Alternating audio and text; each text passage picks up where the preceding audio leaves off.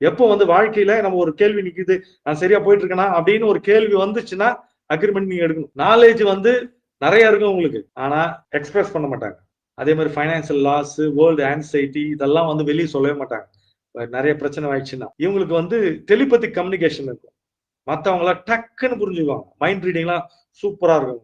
Radar மாதிரி மத்தவங்களை கவனிச்சுனே இருப்பாங்க. மத்தவங்களை எப்படி சிரிப்பு கேட்கலாம், நம்மளை எப்படி பாதுகாத்து. இவங்க வாட் ஐ ரியலி ஃபீல், இப்போ என்ன ஃபீல் பண்றேன் நான் வாழ்க்கையை பத்தி, என்ன பத்தி, எல்லாத்தை பற்றியும். All the world is stage. Shakespeare சொல்லுகிறார் அடுத்து, உலகம் ஒரு நாடக மேடை, நாம் எல்லாம் நாடக நடிகர்கள். ஆக்சுவலா இந்த இடத்துல நல்லா புரிஞ்சுக்கணும், இவங்க இயல்பாவே ரியல் நடிகர்கள். ஆனால் நிஜமாவே நம்ம வந்து போற ஒரு கூத்தாடிகள் தான்.